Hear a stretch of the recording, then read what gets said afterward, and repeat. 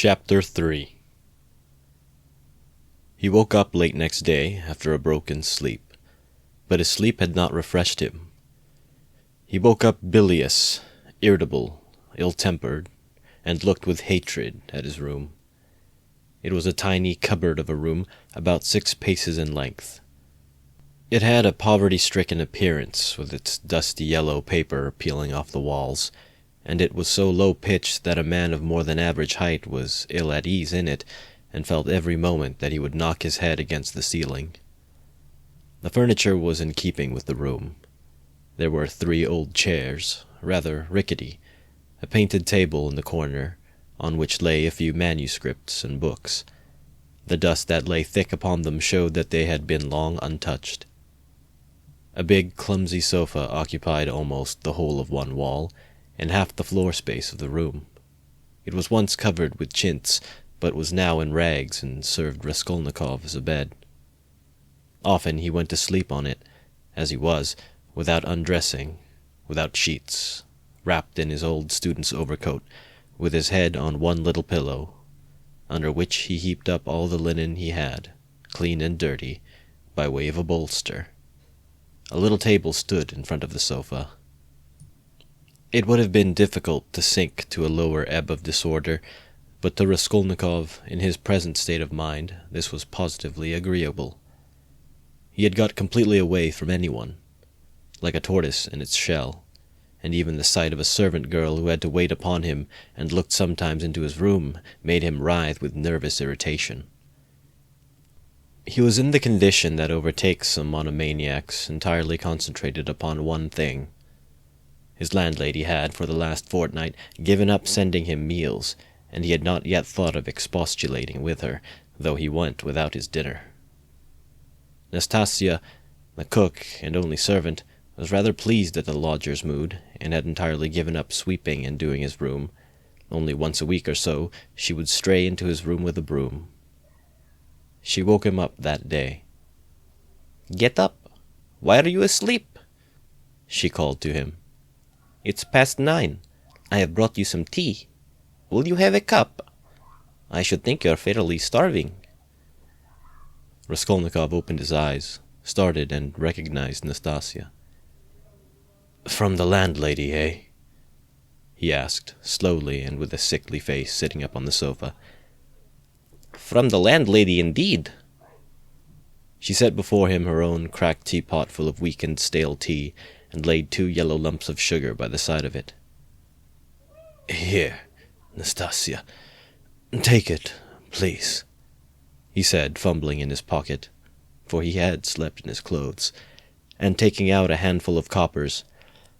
"Run and buy me a loaf, and get me a little sausage, the cheapest at the pork butcher's." "The loaf I'll fetch you this very minute, but wouldn't you rather have some cabbage soup instead of sausage? It's capital soup, yesterday's. I saved it for you yesterday, but you came in late. It's fine soup." When the soup had been brought, and he had begun upon it, Nastasia sat down beside him on the sofa and began chatting. She was a country peasant woman, and a very talkative one. "Praskovia Pavlovna means to complain to the police about you," she said. He scowled. "To the police? What does she want?" "You don't pay her money, and you won't turn out of the room. That's what she wants, to be sure." "The devil! That's the last straw," he muttered, grinding his teeth. "No, that would not suit me. Not now. She is a fool," he added aloud. "I'll go and talk to her today." "Fool she is, and no mistake, just as I am. But why, if you are so clever, do you lie here like a sack and have nothing to show for it? One time you used to go out, you used to teach children. But why is it you do nothing now?" "I am doing—" Raskolnikov began sullenly and reluctantly. "What are you doing?" "Work." "What sort of work?" "I am thinking," he answered seriously after a pause. Nastasia was overcome with a fit of laughter. She was given to laughter, and when anything amused her, She laughed inaudibly, quivering and shaking all over till she felt ill. "And have you made much money by your thinking?" she managed to articulate at last. "One can't go out to give lessons without boots, and I'm sick of it." "Don't quarrel with your bread and butter." "They pay so little for lessons. What's the use of a few coppers?" he answered, reluctantly, as though replying to his own thought. "And you want to get a fortune all at once?" He looked at her strangely. "Yes, I want a fortune," he answered firmly, after a brief pause. "Don't be in such a hurry. You quite frighten me. Shall I get you the loaf or not?" "As you please." "Ah, I forgot. A letter came for you yesterday when you were out." "A letter? For me? From whom?" "I can't say. I gave 3 kopecks of my own to the postman for it. Will you pay me back?" "Then bring it to me, for God's sake. Bring it!" cried Raskolnikov, greatly excited. "Good God!" A minute later the letter was brought to him. That was it. From his mother. He turned pale when he took it. It was a long while since he had received a letter, but another feeling also suddenly stabbed his heart. "Nastasia, leave me alone, for goodness' sake. Here are your 3 kopecks. For goodness' sake, make haste and go!" The letter was quivering in his hand. He did not want to open it in her presence. He wanted to be left alone with this letter. When she had gone, he lifted it quickly to his lips and kissed it. Then he gazed intently at the address, the small sloping handwriting, so dear and familiar, of the mother who had once taught him to read and write. He delayed. He seemed almost afraid of something. At last he opened it. It was a thick, heavy letter, weighing over 2 ounces. 2 large sheets of notepaper were covered with very small handwriting.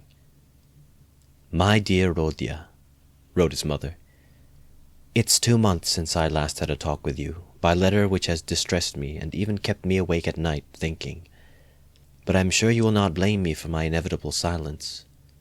You know how I love you. You are all we have to look to, Dunya and I. You are our all, our one hope, our one stay.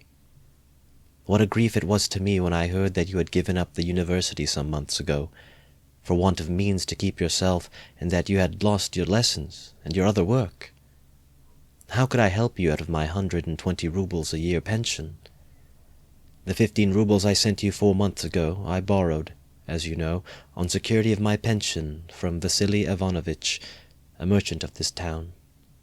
He is a kind-hearted man, and was a friend of your father's too.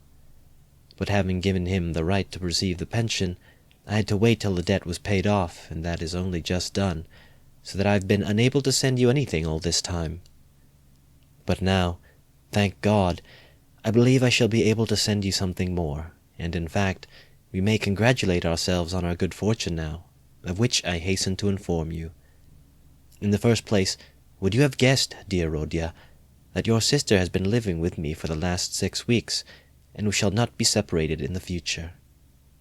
Thank God, her sufferings are over, but I will tell you everything in order, so that you may know just how everything has happened, and all that we have hitherto concealed from you. When you wrote to me 2 months ago that you had heard that Dunya had a great deal to put up with in the Svidrigaïlov's house, when you wrote that and asked me to tell you all about it, what could I write in answer to you? If I had written the whole truth to you, I dare say you would have thrown up everything and have come to us, even if you had to walk all the way, for I know your character and your feelings, and you would not let your sister be insulted. I was in despair myself, but what could I do? And besides, I did not know the whole truth myself then.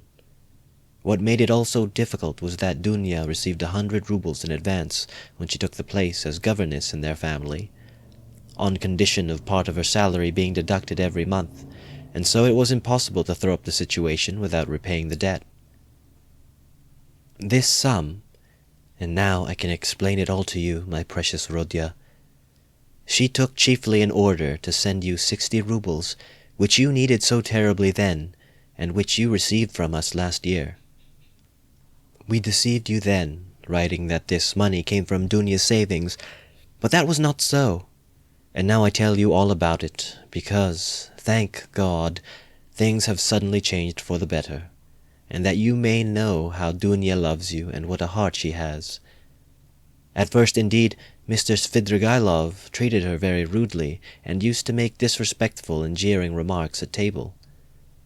But I don't want to go into all those painful details, so as not to worry you for nothing when it is now all over. In short, in spite of the kind and generous behavior of Marfa Petrovna, Mr. Svidrigailov's wife, and all the rest of the household, Dunya had a very hard time, especially when Mr. Svidrigailov, relapsing into his old regimental habits, was under the influence of Bacchus. And how do you think it was all explained later on?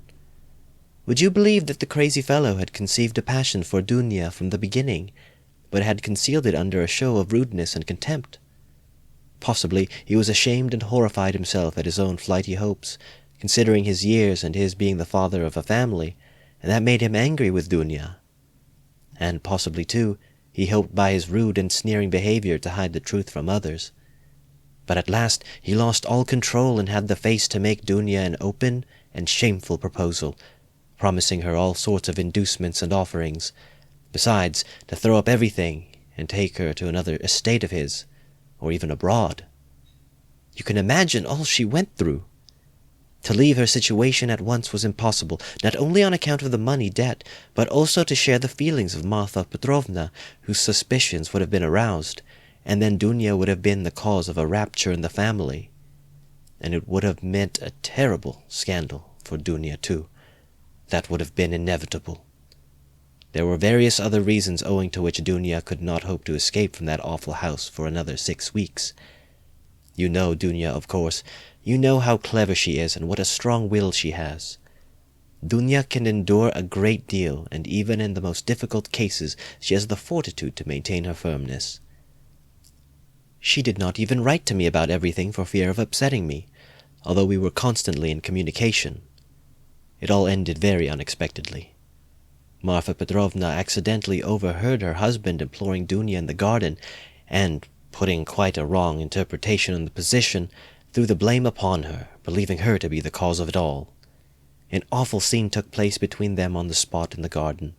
Marfa Petrovna went so far as to strike Dunya, refused to hear anything, and was shouting at her for a whole hour, and then gave orders that Dunya should be packed off at once to me in a plain peasant's cart, into which they flung all her things, her linen and her clothes, all pell-mell, without folding it up and packing it. And a heavy shower of rain came on, too, and Dunya, insulted and put to shame, had to drive with a peasant in an open cart all the 17 versts into town. Only think now, what answer could I have sent to the letter I received from you 2 months ago, and what could I have written? I was in despair. I dared not write to you the truth because you would have been very unhappy, mortified and indignant, and yet what could you do? You could only perhaps ruin yourself, and besides, Dunya would not allow it, and fill up my letter with trifles when my heart was so full of sorrow. I could not. For a whole month the town was full of gossip about this scandal, and it came to such a pass that Dunya and I dared not even go to church on account of the contemptuous looks, whispers, and even remarks made aloud about us. All our acquaintances avoided us, nobody even bowed to us in the street, and I learnt that some shopmen and clerks were intending to insult us in a shameful way, smearing the gates of our house with pitch, so that the landlord began to tell us we must leave. All this was set going by Marfa Petrovna, who managed to slander Dunya and throw dirt at her in every family. She knows everyone in the neighborhood, and that month she was continually coming into the town, and as she is rather talkative and fond of gossiping about her family affairs, and particularly of complaining to all and each of her husband, which is not at all right, so in a short time she had spread her story, not only in the town, but over the whole surrounding district. It made me ill, but Dunya bore it better than I did, and if only you could have seen how she endured it all, and tried to comfort me and cheer me. She is an angel. But by God's mercy, our sufferings were cut short. Mr. Svidrigailov returned to his senses and repented, and probably feeling sorry for Dunya, he laid before Marfa Petrovna a complete and unmistakable proof of Dunya's innocence, in the form of a letter Dunya had been forced to write and give to him, before Marfa Petrovna came upon them in the garden. This letter, which remained in Mr. Svidrigailov's hands after her departure, she had written to refuse personal explanations and secret interviews for which he was entreating her. In that letter she reproached him with great heat and indignation for the baseness of his behavior in regard to Marfa Petrovna, reminding him that he was the father and head of a family, and telling him how infamous it was of him to torment and make unhappy a defenseless girl, unhappy enough already. Indeed, dear Rodya, the letter was so nobly and touchingly written that I sobbed when I read it, and to this day I cannot read it without tears. Moreover, the evidence of the servants, too, cleared Dunya's reputation. They had seen and known a great deal more than Mr. Svidrigailov had himself supposed, as indeed is always the case with servants. Marfa Petrovna was completely taken aback, and again crushed, as she said herself to us, but she was completely convinced of Dunya's innocence. The very next day, being Sunday, she went straight to the cathedral, knelt down, and prayed with tears to Our Lady, to give her strength to bear this new trial and to do her duty. Then she came straight from the cathedral to us, told us the whole story, wept bitterly, and, fully penitent, she embraced Dunya and besought her to forgive her. The same morning, without any delay, she went round to all the houses in the town and everywhere, shedding tears. She asserted in the most flattering terms Dunya's innocence and the nobility of her feelings and her behavior. What was more, she showed and read to everyone the letter in Dunya's own handwriting, to Mr. Svidrigailov, and even allowed them to take copies of it, which I must say I think was superfluous. In this way she was busy for several days in driving about the whole town, because some people had taken offense through precedence having been given to others, and therefore they had to take turns, so that in every house she was expected before she arrived, and everyone knew that on such and such a day Marfa Petrovna would be reading the letter in such and such a place, and people assembled for every reading of it, even many who had heard it several times already both in their own houses and in other people's. In my opinion, a very great deal of all this was unnecessary, but that's Marfa Petrovna's character. Anyway, she succeeded in completely re-establishing Dunya's reputation, and the whole ignominy of this affair rested as an indelible disgrace upon her husband, as the only person to blame, so that I really began to feel sorry for him. It was really treating the crazy fellow too harshly. Dunya was at once asked to give lessons in several families, but she refused. All of a sudden, everyone began to treat her with marked respect, and all this did much to bring about the event, by which one must say, our whole fortunes are now transformed. You must know, dear Rodya, that Dunya has a suitor, and that she has already consented to marry him. I hasten to tell you all about the matter, and though it has been arranged without asking your consent, I think you will not be aggrieved with me or with your sister on that account, for you will see that we could not wait and put off our decision till we heard from you, and you could not have judged all the facts without being on the spot. This was how it happened. He is already on the rank of a councillor, Pyotr Petrovich Lusin, and is distantly related to Marfa Petrovna, who has been very active in bringing the match about. It began with his expressing through her his desire to make our acquaintance. He was properly received, drank coffee with us, and the very next day he sent us a letter in which he very courteously made an offer and begged for a speedy and decided answer. He is a very busy man, and is in a great hurry to get to Petersburg, so that every moment is precious to him. At first, of course, we were greatly surprised, as it had all happened so quickly and unexpectedly. We thought and talked it over the whole day. He is a well-to-do man, to be depended on. He has 2 posts in the government, and has already made his fortune. It is true that he is 45 years old, but he is of a fairly prepossessing appearance, and might still be thought attractive by women, and he is altogether a very respectable and presentable man, only he seems a little morose and somewhat conceited. But possibly that may only be the impression he makes at first sight. And beware, dear Rodya, when he comes to Petersburg, as he shortly will do, beware of judging him too hastily and severely, as your way is, if there is anything you do not like in him at first sight. I give you this warning, although I feel sure that he will make a favorable impression upon you. Moreover, In order to understand any man, one must be deliberate and careful to avoid forming prejudices and mistaken ideas, which are very difficult to correct and get over afterwards. And Pyotr Petrovitch, judging by many indications, is a thoroughly estimable man.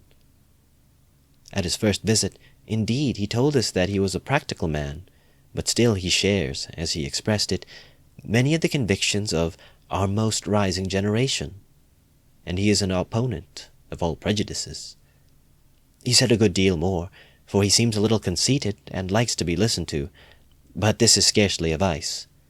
I, of course, understood very little of it, but Dunya explained to me that, though he is not a man of great education, he is clever and seems to be good-natured. You know your sister's character, Rodya. She is a resolute, sensible, patient, and generous girl, but she has a passionate heart, as I know very well.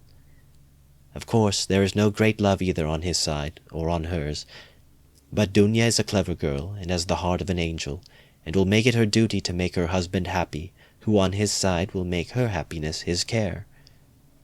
Of that we have no good reason to doubt, though it must be admitted the matter has been arranged in great haste.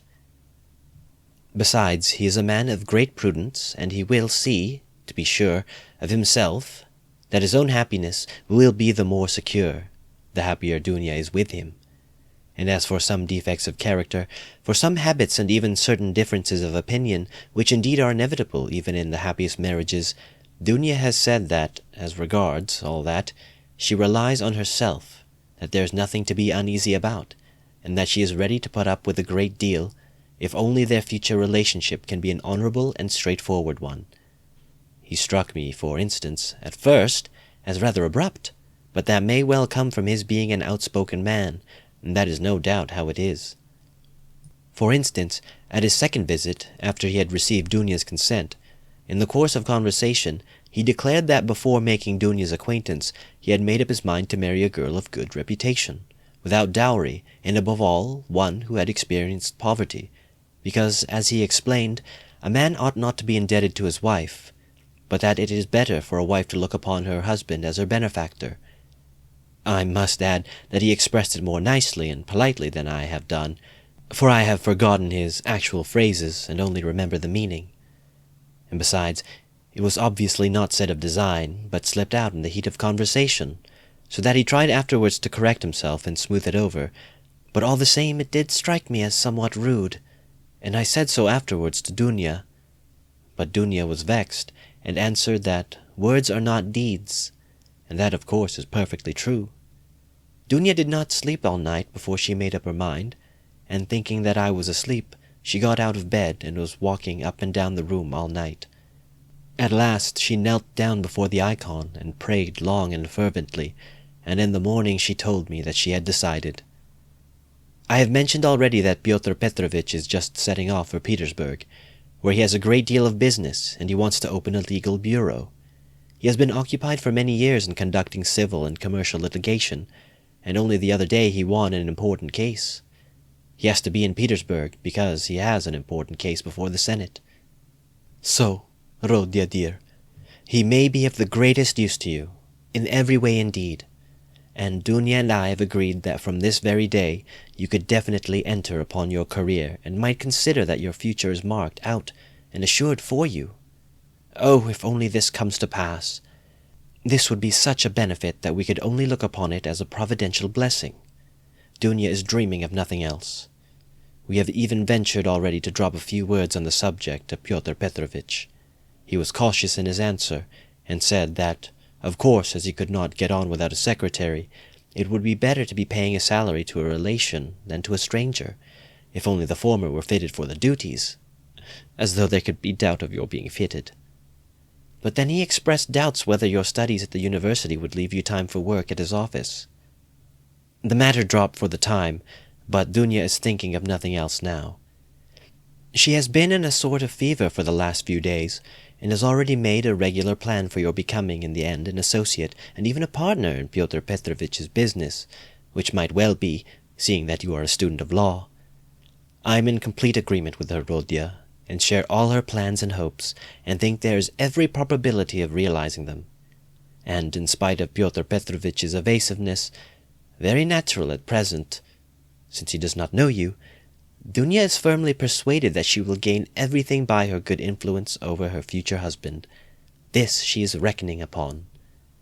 Of course, we are careful not to talk of any of these more remote plans to Pyotr Petrovitch, especially if you're becoming his partner.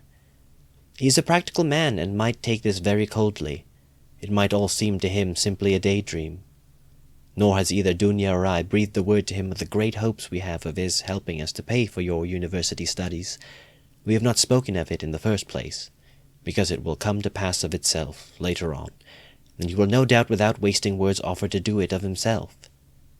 The more readily, since you may by your own efforts become his right hand in the office, and receive this assistance not as charity, but as a salary earned by your own work. Dunya wants to arrange it all like this, and I quite agree with her. We have not spoken of our plans for another reason. That is, because I particularly wanted you to feel on an equal footing when you first meet him. When Dunya spoke to him with enthusiasm about you, he answered that one could never judge of a man without seeing him close for oneself, and that he looked forward to forming his own opinion when he makes your acquaintance. Do you know, my precious Rodya, I think that perhaps for some reasons, nothing to do with Pyotr Petrovitch, though, simply for my own personal, perhaps old womanish fancies, I should do better to go on living by myself, apart than with them, after the wedding. I am convinced that he will be generous and delicate enough to invite me and to urge me to remain with my daughter for the future, and if he has said nothing about it hitherto, it is simply because it has been taken more for granted. But I shall refuse. I have noticed more than once in my life that husbands don't quite get on with their mothers-in-law, and I don't want to be the least bit in anyone's way, and for my own sake, too. Would rather be quite independent, so long as I have a crust of bread of my own, and such children as you and Dunya. If possible, I would settle somewhere near you, for the most joyful piece of news, dear Rodya, I have kept for the end of my letter. Know then, my dear boy, that we may, perhaps, be all together in a very short time, and may embrace one another again after a separation of almost 3 years. It is settled, for certain, that Dunya and I are to set off for Petersburg. Exactly when, I don't know, but very, very soon, possibly in a week. It all depends on Pyotr Petrovitch, who will let us know when he has had time to look around him in Petersburg. To suit his own arrangements, he is anxious to have the ceremony as soon as possible, even before the fast of Our Lady, if it could be managed, or if that is too soon to be ready immediately after. Oh, with what happiness I shall press you to my heart. Dunya is all excitement at the joyful thought of seeing you. She said one day in joke that she would be ready to marry Pyotr Petrovitch for that alone. She is an angel. She is not writing anything to you now, and has only told me to write that she has so much to tell you, that she is not going to take up her pen now, for a few lines would tell you nothing, and it would only mean upsetting herself. She bids me send you her love and innumerable kisses. But although we shall be meeting so soon, perhaps I shall send you as much money as I can in a day or two.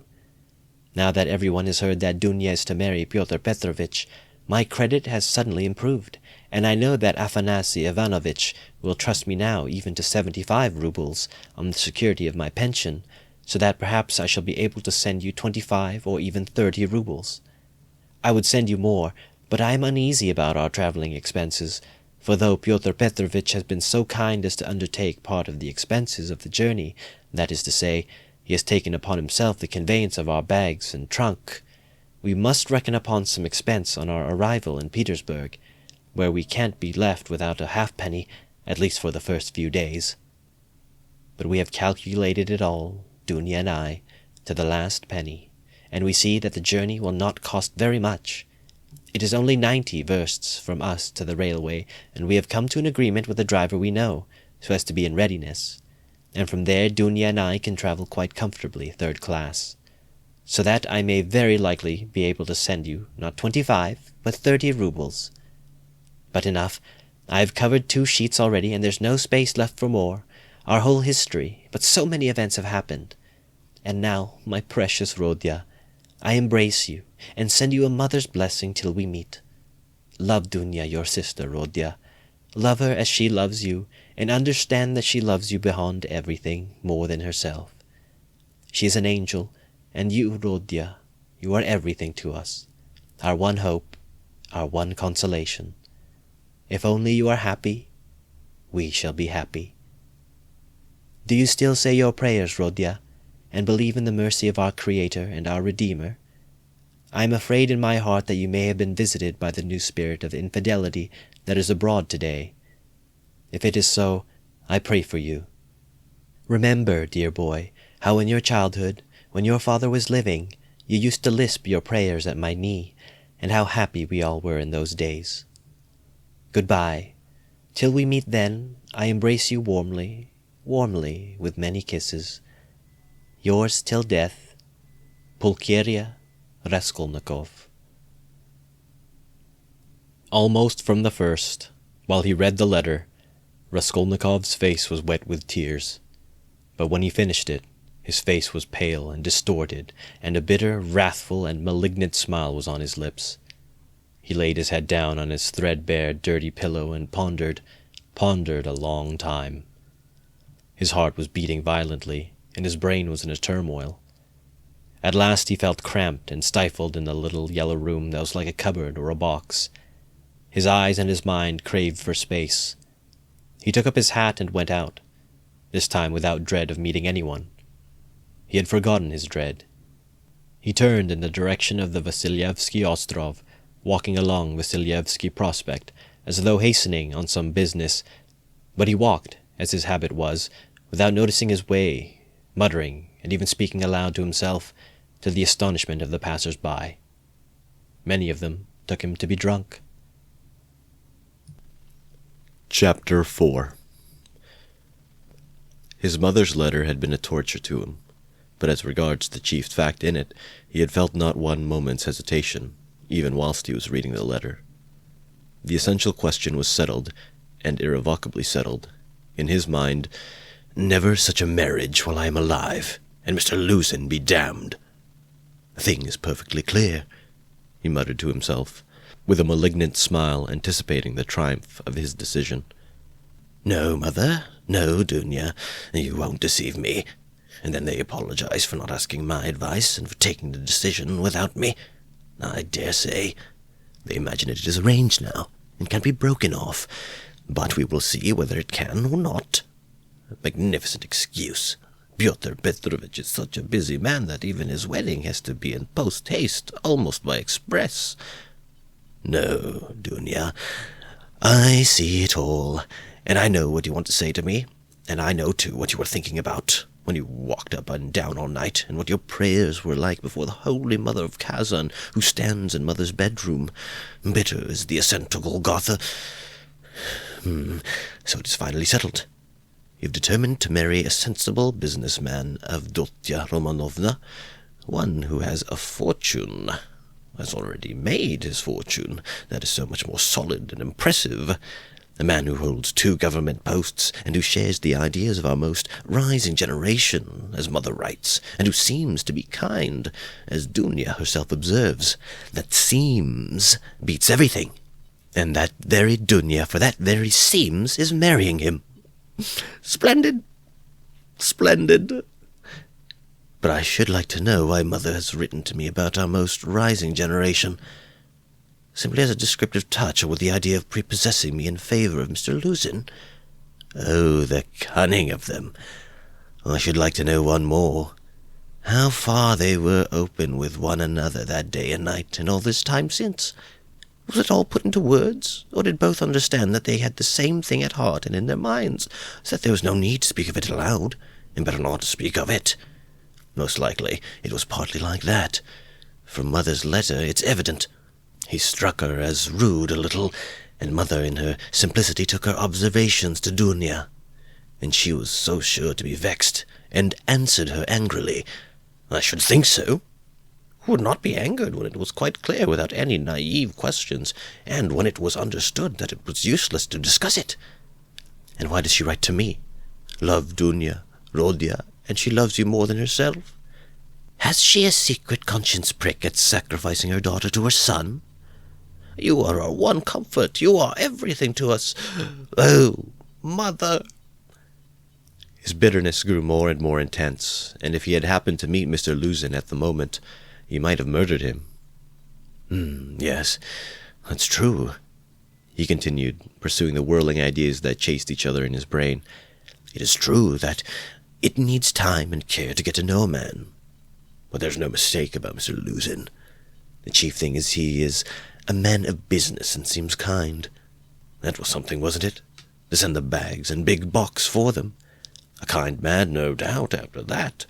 But his bride and her mother are to drive in a peasant's cart covered with sacking.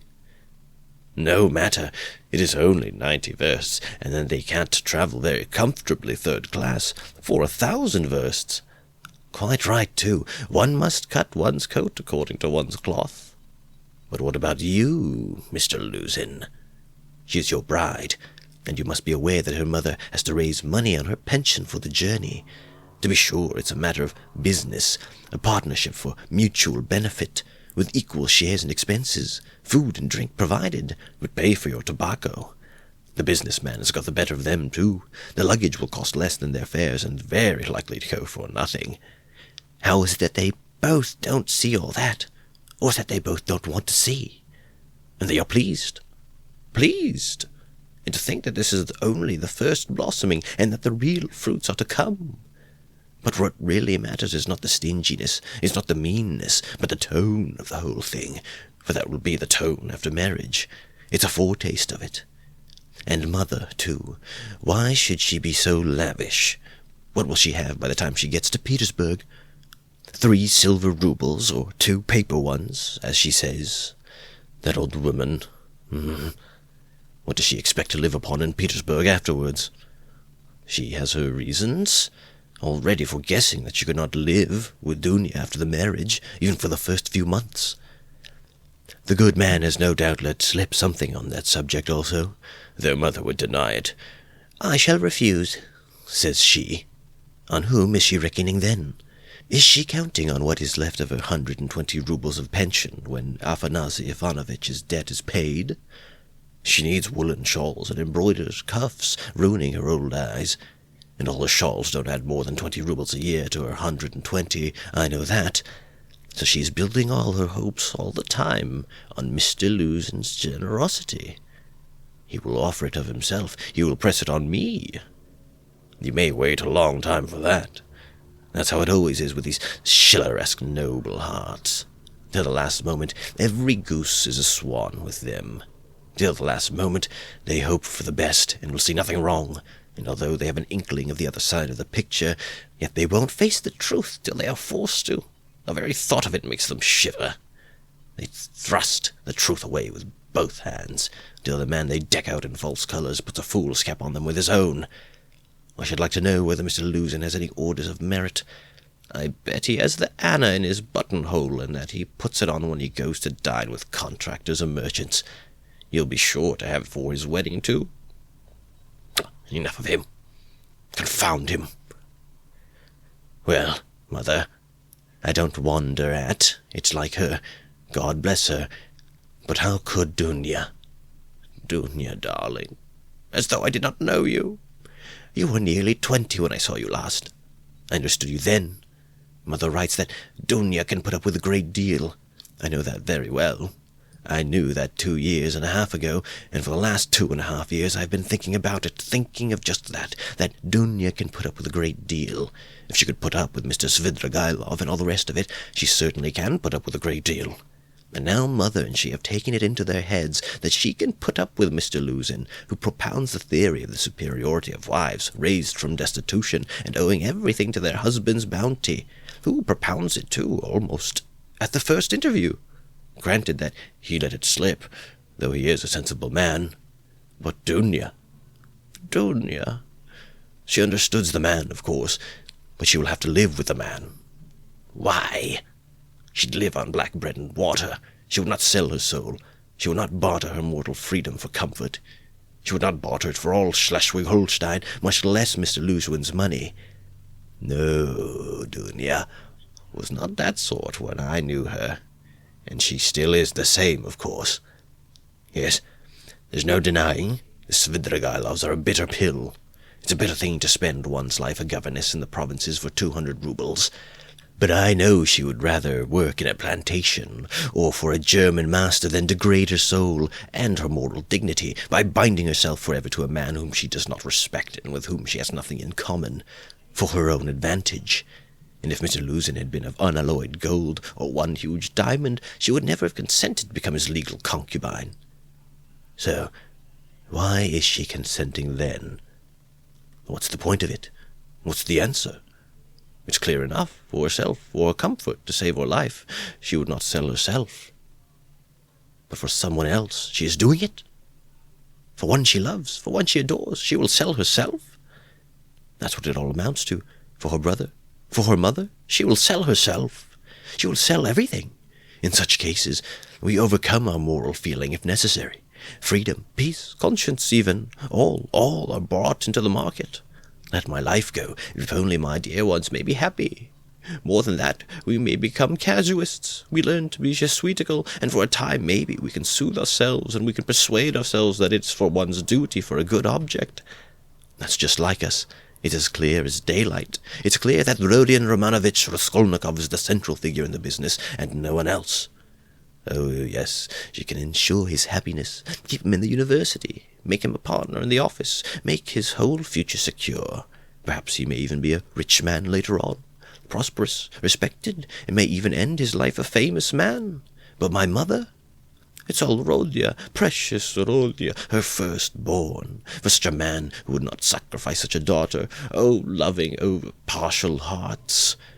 Why, for his sake, we would not shrink even from Sonia's fate. Sonia Marmeladov, the eternal victim so long as the world lasts. Have you taken the measure of your sacrifice, both of you? Is it right? Can you bear it? Is it any use? Is there sense in it? And let me tell you, Dunya, Sonia's life is no worse than life with Mr. Luzin. There can be no question of love, Mother writes, and what if there can be no respect either? If, on the contrary, there is aversion, contempt, repulsion, what then? So you will have to keep up your appearance too? Is that not so? Do you understand what that smartness means? Do you understand that the Luzin smartness is just the same thing as Sonia's, and maybe worse, viler, baser, because in your case, Dunya, it's a bargain for luxuries, after all. But with Sonia, it's simply a question of starvation. It has to be paid for. It has to be paid for, Dunya, this smartness. And what if it's more than you can bear afterwards, if you regret it? The bitterness, the misery, the curses, the tears hidden from all the world, for you are not a Marfa Petrovna. And how will your mother feel then? Even now she is uneasy, she is worried, but then, when she sees it all clearly... And I... Yes, indeed, what have you taken me for? I won't have your sacrifice, Dunya. I won't have it, Mother. It shall not be. So long as I am alive, it shall not. It shall not. I won't accept it. He suddenly paused in his reflection and stood still. It shall not be? But what are you going to do to prevent it? You'll forbid it? And what right have you? What can you promise them on your side to give you such a right? Your whole life? Your whole future? You will devote to them when you have finished your studies and obtained a post? Yes, we have heard all that before, and that's all words. But now something must be done. Now. Do you understand that? And what are you doing now? You are living upon them. They borrow on their 100 rubles pension. They borrow from the Svidrigailovs. How are you going to save them from Svidrigailovs, from Afanasy Ivanovich Vavrushin? Oh, future millionaire Zeus, who'd arranged their lives for them. In another 10 years? In another 10 years, Mother will be blind with knitting shawls, maybe with weeping too. She'll be worn to a shadow with fasting. And my sister... Imagine for a moment what may have become of your sister in 10 years. What may happen to her during those 10 years? Can you fancy? So he tortured himself, fretting himself with such questions, and finding a kind of enjoyment in it. And yet all these questions were not new ones suddenly confronting him. They were old familiar aches. It was long since they had first begun to grip and rend his heart, Long, long ago, his present anguish had its first beginnings. It had waxed and gathered strength. It had matured and concentrated until it had taken the form of a fearful, frenzied, and fantastic question which tortured his heart and mind, clamoring instantly for an answer. Now his mother's letter had burst on him like a thunderclap. It was clear that he must not now suffer passively, worrying himself over unsolved questions, but that he must do something, do it at once, and do it quickly. Anyway, he must decide on something, or else.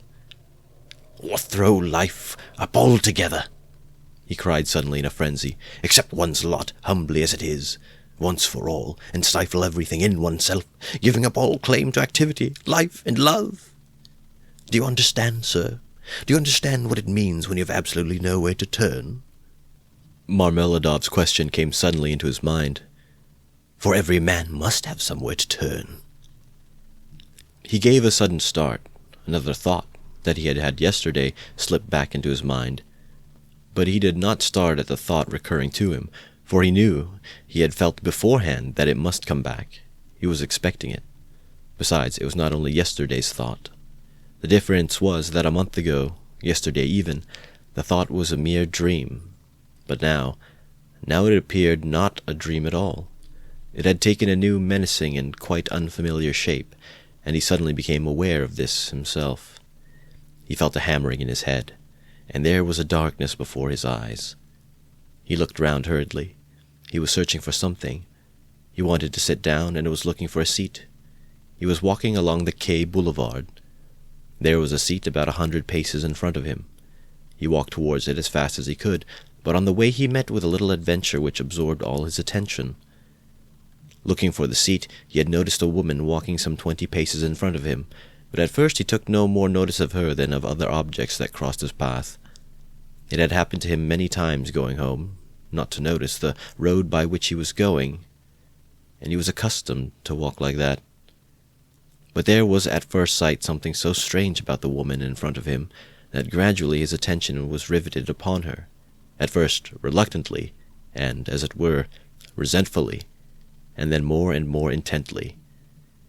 He felt the sudden desire to find out what it was that was so strange about the woman. In the first place, she appeared to be a girl quite young, and she was walking in the great heat bareheaded, and with no parasol or gloves, waving her arms about in an absurd way. She had on a dress of some light silky material, but put on strangely awry, not properly hooked up, and torn open at the top of the skirt, close to the waist. A great piece was rent and hanging loose. A little kerchief was flung about her bare throat, but lay slanting on one side. The girl was walking unsteadily, stumbling and staggering from side to side. She drew Raskolnikov's whole attention at last. He overtook the girl at the seat, but on reaching it, she dropped down on it, in the corner. She let her head sink on the back of the seat and closed her eyes, apparently in extreme exhaustion. Looking at her closely, he saw at once that she was completely drunk. It was a strange and shocking sight. He could hardly believe that he was not mistaken. He saw before him the face of a quite young, fair-haired girl, 16, perhaps not more than 15, years old. Pretty little face, but flushed and heavy-looking, and, as it were, swollen. The girl seemed hardly to know what she was doing. She crossed one leg over the other, lifting it indecorously, and showed every sign of being unconscious that she was in the street. Raskolnikov did not sit down, but he felt unwilling to leave her, and stood facing her in perplexity. This boulevard was never much frequented, and now, at 2 o'clock, in the stifling heat, it was quite deserted. And yet, on the further side of the boulevard, about 15 paces away, a gentleman was standing on the edge of the pavement. He, too, would apparently have liked to approach the girl with some object of his own. He, too, had probably seen her in the distance and had followed her, but found Raskolnikov in his way. He looked angrily at him, though he tried to escape his notice, and stood impatiently biding his time, till the unwelcome man in rags should have moved away. His intentions were unmistakable. The gentleman was a plump, thickly set man, about 30, fashionably dressed, with a high color, red lips, and moustache. Raskolnikov felt furious. He had a sudden longing to insult this fat dandy in some way. He left the girl for a moment and walked towards the gentleman. "Hey, you Svidrigailov! What do you want here?" He shouted, clenching his fists and laughing, spluttering with rage. What do you mean?" the gentleman asked sternly, scowling in haughty astonishment. "Get away. That's what I mean. How dare you, you low fellow!" He raised his cane. Raskolnikov rushed at him with his fists, without reflecting that the stout gentleman was a match for two men like himself. But at that instant someone seized him from behind, and a police constable stood between them. "That's enough, gentlemen. No fighting, please, in a public place. What do you want? Who are you?" he asked Raskolnikov sternly, noticing his rags. Raskolnikov looked at him intently. He had a straightforward, sensible, soldierly face, with grey moustache and whiskers. "You are just the man I want," Raskolnikov cried, catching at his arm. "I am a student, Raskolnikov. You may as well know that, too," he added, addressing the gentleman. "Come along. I have something to show you." And taking the policeman by the hand, he drew him towards the seat. "Look here. Hopelessly drunk. And she has just come down the boulevard. There's no telling who and what she is.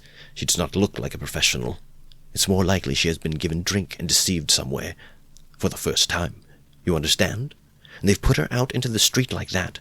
Look at the way her dress is torn, and the way it has been put on. She's been dressed by somebody. She has not dressed herself, and dressed by unpracticed hands, by a man's hands. That's evident. And now look there.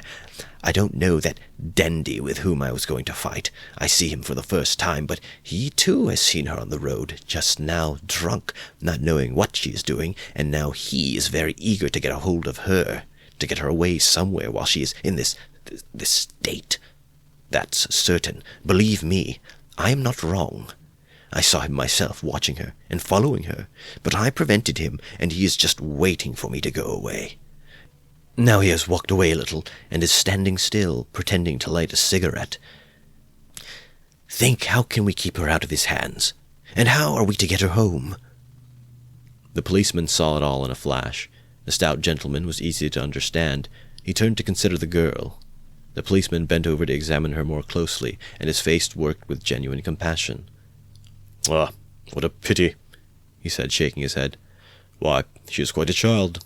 She has been deceived. You can see that at once. Listen, lady," he began, addressing her. "Where do you live?" The girl opened her weary and sleepy-looking eyes, gazed blankly at the speaker, and waved her hand. "Here," said Raskolnikov, feeling in his pocket and finding 20 kopecks. "Here, call a cab and tell him to drive her to their address. The only thing is to find out her address." Missy, the policeman began again, taking the money. "I'll fetch you a cab and take you home myself. Where shall I take you, eh? Where do you live?" "Go away. They won't let me alone," the girl muttered, and once more waved her hand. "Ah, how shocking. It's shameful, missy. It's a shame." He shook his head again, shocked, sympathetic, and indignant. "It's a difficult job," the policeman said to Raskolnikov, and as he did so, he looked him up and down in a rapid glance. He too must have seemed a strange figure to him, dressed in rags and handing him money. "Did you meet her far from here?" he asked him. "I tell you she was walking in front of me, staggering, just here in the boulevard. She only just reached the seat and sank down on it." "Ah, shameful things that are done in the world nowadays. God have mercy on us. An innocent creature like that, drunk already. She has been deceived, that's the sure thing. See how her dress has been torn too. Ah, the vice one sees nowadays. And as likely as not she belongs to gentlefolk too. Poor ones, maybe. There are many like that nowadays. She looks refined, too, as though she were a lady." And he bent over her once more. Perhaps he had daughters growing up like that, looking like ladies and refined, with pretensions to gentility and smartness. "The chief thing is," Raskolnikov persisted, "to keep her out of this scoundrel's hands. Why should he outrage her? It is clear as day what he is after. The brute. He is not moving off." Raskolnikov spoke aloud and pointed to him. The gentleman heard him and seemed about to fly into a rage again, but thought better of it, and confined himself to a contemptuous look. He then walked slowly another 10 paces away and again halted. "Keep her out of his hands, we can," said the constable thoughtfully. "If only she'd tell us where to take her. But as it is... Missy! Missy!" He bent over her once more. She opened her eyes fully all of a sudden, looked at him intently, as though realizing something, got up from the seat, and walked away in the direction from which she had come. "Oh, shameful wretches, they won't leave me alone," she said, waving her hand again. She walked quickly, though staggering as before. The dandy followed her, but along another avenue, keeping his eye on her. "Don't be anxious. I won't let him have her," the policeman said resolutely, and he set off after them. "Ah, the vice one sees nowadays," he repeated aloud, sighing. At that moment something seemed to sting Raskolnikov. In an instant, a complete revulsion of feeling came over him. He shouted after the policeman. The latter turned around. "Let them be. What is it to do with you? Let her go. Let him amuse himself." He pointed at the dandy. "What is it to do with you?" The policeman was bewildered and stared at him open-eyed. Raskolnikov laughed. "Well," ejaculated the policeman with a gesture of contempt, and he walked after the dandy and the girl, probably taking Raskolnikov for a madman or something even worse. "He has carried off my 20 kopecks," Raskolnikov muttered angrily when he was left alone. "Well, let him take as much from the other fellow to allow him to have the girl, and so let it end. And why did I want to interfere? Is it for me to help? Have I any right to help? Let them devour each other alive. What is it to me? How did I dare to give him 20 kopecks? Were they mine?" In spite of those strange words, he felt very wretched. He sat down on the deserted seat. His thoughts strayed aimlessly. He found it hard to fix his mind on anything at that moment. He longed to forget himself altogether, to forget everything, and then to wake up and begin life anew. "Poor girl," he said, looking at the empty corner where she had sat. "She will come to herself and weep, and then her mother will find out. She will give her a beating, a horrible, shameful beating, and then maybe turn her out of doors. And even if she does not, the Darya Frantsovnas will get wind of it, and the girl will soon be slipping out on the sly here and there. Then there will be the hospital directly. And then, again, the hospital. Drink, the taverns, and more hospital in 2 or 3 years. A wreck, and her life over at 18 or 19. Have I not seen cases like that? And how have they been brought to it? Why, they've all come to it like that. Oh, but what does it matter? That's as it should be, they tell us. A certain percentage, they tell us, must every year go that way. To the devil, I suppose, so that the rest may remain chaste and may not be interfered with. A percentage! What splendid words they have. They are so scientific, so consolatory. Once you've said percentage, there's nothing more to worry about. If we had any other word, maybe we might feel more uneasy. But what if Dunya would one of the percentage? Of another one, if not that one? But where am I going? He thought suddenly. Strange. I came out for something. As soon as I read the letter, I came out. I was going to Vasilyevsky Ostrov, to Razumikin. That's what it was. Now I remember. What for, though? And what put the idea of going to Razumikin into my head just now? That's curious. He wondered at himself. Razumikin was one of his old comrades at the university. It was remarkable that Raskolnikov had hardly any friends at the university. He kept aloof from everyone, went to see no one, and did not welcome anyone who came to see him, and indeed everyone soon gave him up. He took no part in the students' gatherings, amusements, or conversations. He worked with great intensity without sparing himself, and he was respected for this, but no one liked him. He was very poor, and there was a sort of haughty pride and reserve about him, as though he were keeping something to himself. He seemed to some of his comrades to look down upon them all as children. as though he were superior in development, knowledge, and convictions, as though their beliefs and interests were beneath him. With Razumikin he had got on, or, at least, he was more unreserved and communicative with him. Indeed, it was impossible to be on any other terms with Razumikin. He was an exceptionally good-humored and candid youth, good-natured to the point of simplicity, though both depth and dignity lay concealed under that simplicity. The better of his comrades understood this, and all were fond of him. He was extremely intelligent, though he was strikingly, rather, a simpleton at times. He was of striking appearance, tall, thin, black-haired, and always badly shaved. He was sometimes uproarious, and was reputed to be of great physical strength. One night, when out in festive company, he had with one blow laid a gigantic policeman on his back. There was no limit to his drinking powers, but he could abstain from drink altogether. He sometimes went too far in his pranks, but he could do without pranks altogether. Another striking thing about Razumikin, no failure distressed him, and it seemed as though no unfavorable circumstances could crush him. He could lodge anywhere, and bear the extremes of cold and hunger. He was very poor, and kept himself entirely on what he could earn by work of one sort or another. He knew no end of resources by which to earn money. He spent one whole winter without lighting his stove, and used to declare that he liked it better, because one slept more soundly in the cold. For the present, he too had been obliged to give up the university, but it was only for a time, and he was working with all his might to save enough to return to his studies again. Raskolnikov had not been to see him for the last 4 months, and Razumikin did not even know his address.